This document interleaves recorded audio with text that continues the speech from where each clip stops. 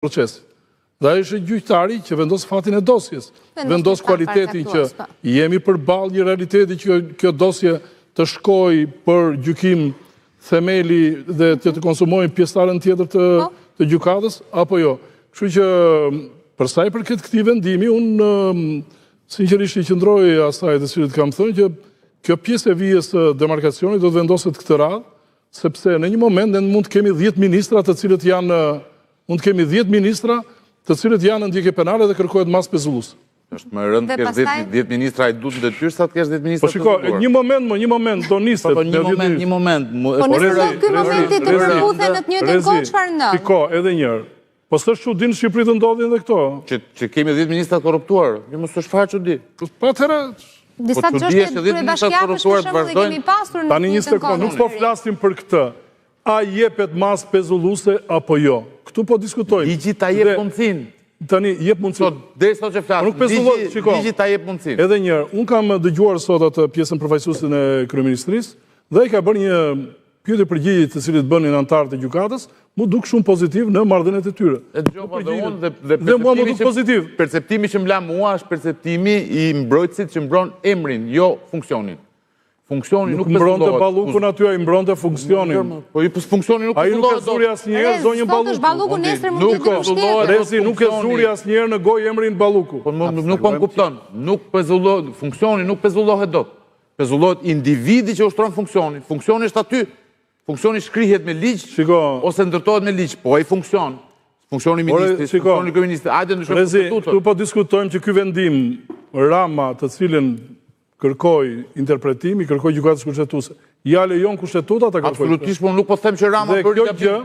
Kjo gjë do sqarohet dhe pikërisht unë jam për këtë që të vendoset një vijë kufi demarkacioni, sepse deri në 2008-ën nuk filloi procedim penal për një ministër. E ka pas kushtetuta kështu. Po ndërkohë kemi evoluar dhe po të kthehemi. E vetmja gjë që kanë bërë, i kanë dhënë fuqi të dyfisht.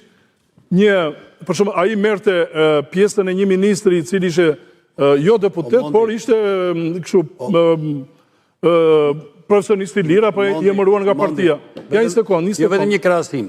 Përfaqësuesi i presidencës sot në seancën e gjykimit në gjykatë kushtetuese ka qenë ish zëvendës kryeministri, ish ministri i drejtësisë dhe ka dhënë dorëheqje vetëm se është përgojuar vllai. Pra, me të vërtet, nuk mund të shkohi e të fillon të procedimi penal. Po kishte një moral qeverisës... Tjetër gjë kjo, nuk flasim për këtë. Një sekund. Ja krijoi mundësinë SPAK-u ministres Balluku me masat e para. Se atëherë do të thomi, po pasaporta, aja pengon zëvendës kryeministrën. Për mendimin tim edhe pasaporta do i hedhur në atë, pa tjetër. Po t'ja japim edhe pasaporta. Po jo më pa tjetër më. Po t'ja japim o vlla, se të hiqë një imuniteti. Po të përfaqësoj Shqipërinë. Edhe një. Po ta përfaqësojmë. Tu po diskutohet për pjesën e ministrit, po diskutohet për pasaportën personale. Po edhe pasaporta. Ajo ka një status diplomatik dhe status kushtetues. Ka pasaport diplomatike ajo, përfaqësor Shqipërinë. T'ja japim. Vetëm jashtë kufijës së Shqipërisë. T'ja japim vlla. Pse mos t'ja japim? Po ne po diskutojmë tani ne po diskutojmë që struktura posaçme pa një qartësim paraprak kanë ndërhyrë në pjesën e kushtetuese. Dhe këtë po diskutojmë. Ecim bashkë me SPAK-un. Për SPAK-un ti, s'ka marrë vendimin SPAK-u. Jo, kam dy gjëra. Jo, të lutem, mos gapo. GKK-ja sot ka shprehur, unë e lexova, që pala iniciuese është struktura posaçme. E kërkesës. Gjykata ka vepruar pa u bindur. Për mendimin tim duhet ishte. Gjykata ka marrë vendim pa u bindur, thuti. Duhet ishte aty më dhe gjykata. Se, jo, e ke gabim. Zotri ka marrë një vendim, dëgjoj. Ky vendim ka vajtur kushtetuese. Ne nuk e konsiderojmë veten palë, se kemi marrë një vendim. Dhe nuk ka një gjykim shtërus, nuk ka shkuar në apel, nuk ka shkuar në gjykatë lartë. Pse duhet shkojë gjykata atje? Nuk është ankimuar, zotri. Nuk është ankimuar kryeministri, o zotri. Shiko, pjesa kushtetuese është tjetër gjë e vendimit.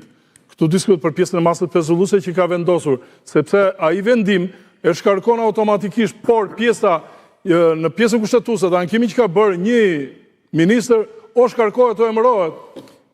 Jo, edhe pezullohet, mbi keq.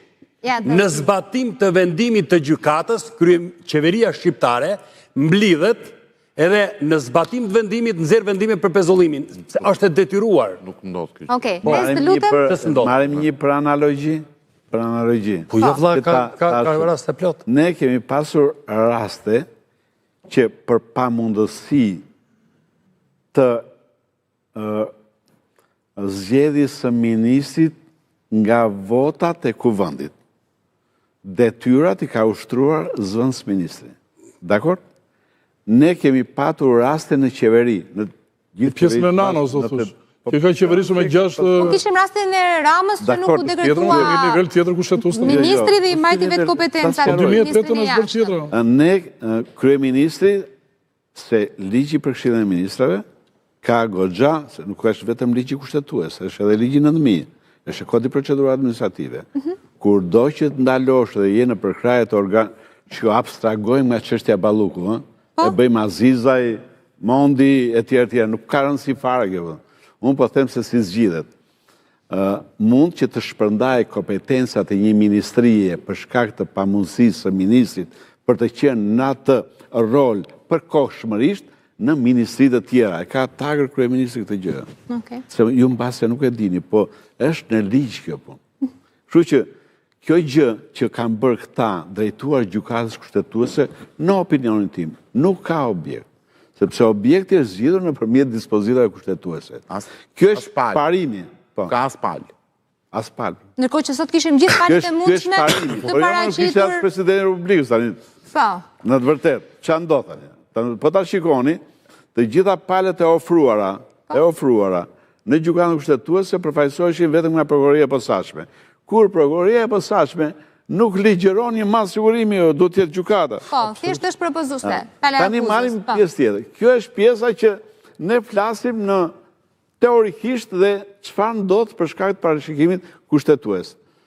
Në cilësinë e mbrojtësit të zonës Balluku ka dhe 70 argumente të tjera. Çështja është, a duhet marrë kjo mas apo jo? A është e rëndë kjo mas apo jo? Kjo pasaj varet nga ajo se si e tonë prokuroria e posaçme, e mbarova. Dhe këtu ka të drejtë avokati. Jo thotë, prokuroria e posaçme në shumë raste është nxituar dhe përpasoj të nxitimit saj, sot në burgjet i kemi me administratë publike ose kemi ato parakalimet e famshme para gjykatës së posaçme që për mua dëmtojnë jo vetëm imazhin së brendshme të Shqipërisë, por edhe së jashtme.